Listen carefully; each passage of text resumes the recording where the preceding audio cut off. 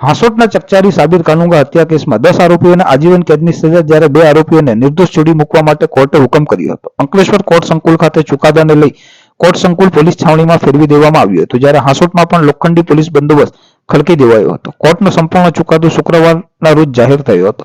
6 જૂન 2017ના રોજ હાંસોટ ખાતે સાબિર કાનુંગાની ગોળી મારી હત્યા કરવામાં આવી હતી, જેમાં પપ્પુ ખોખરની સંડોવણી બહાર આવી હતી. સાબિર અને પપ્પુ વચ્ચે ગેંગવોર ચાલી રહ્યો હતો. આ કેસમાં પપ્પુ ખોખર સહિત 13 આરોપીઓ સામે હાંસોટ પોલીસ સ્ટેશનમાં ફરિયાદ નોંધાઈ હતી. આ કેસ અંકલેશ્વર ડિસ્ટ્રિક્ટ સેશન કોર્ટમાં ચાલી જતા પુરાવા તેમજ સાક્ષીઓની જુબાની તેમજ સરકારી વકીલની ધારદાર દલીલોને ગ્રાહ્ય રાખી અંકલેશ્વર ડિસ્ટ્રિક્ટ કોર્ટે આશરે 6 વર્ષ બાદ 13 આરોપીઓ પૈકી 10ને આજીવન કેદની સજા ફટકારવામાં આવી હતી, જ્યારે 2 આરોપીઓને શંકાનો લાભ આપી નિર્દોષ છોડવામાં આવ્યા હતા. એક આરોપીનું કોર્ટ કાર્યવાહી દરમિયાન જ મોત થઈ ગયું હતું. શુક્રવારના રોજ અંકલેશ્વરની કોર્ટમાં બપોર બાદ ચુકાદો આપવાની શરૂઆત કરવામાં આવી હતી, જે મોડી સાંજ સુધી ચાલી હતી. પ્રાથમિક ચુકાદામાં 10 આરોપીને આજીવન કેદની સજા કરાઈ સંભળાવવામાં આવી હતી.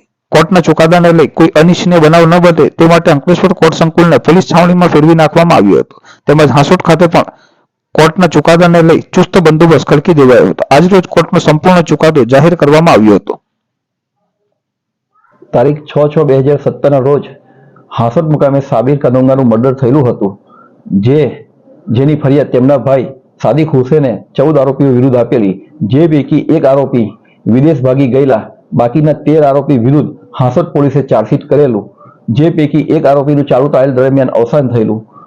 જે કેસ અંકલેશ્વરના એડિશનલ સેશન જજ શ્રી એસ.બી. પાંડે સાહેબની કોર્ટમાં ચાલી જતા સદર કેસમાં 10 આરોપીઓને આજીવન કેદ કરેલી અને 2 આરોપીઓને નિર્દોષ છોડી મૂકવામાં આવેલા, જે પૈકી મોહમ્મદ સફી ઉર્ફે પપ્પુ ઇબ્રાહિમ ખોખર, ઇસ્માઇલ ઉર્ફે પિન્ટુ ખોખર, હનીફ ખોખર અને ઇશ્તિયાક ખોખર અને વગેરે આરોપીઓને આજીવન કેદની સજા કરવામાં આવેલી અને 2 આરોપીને શંકાનો લાભ આપી છોડી મૂકેલા. જે કેસ અમો સરકાર તરફે એનવી ગોહિલ તથા જેવી પંચાલ હાજર થયેલા હતા.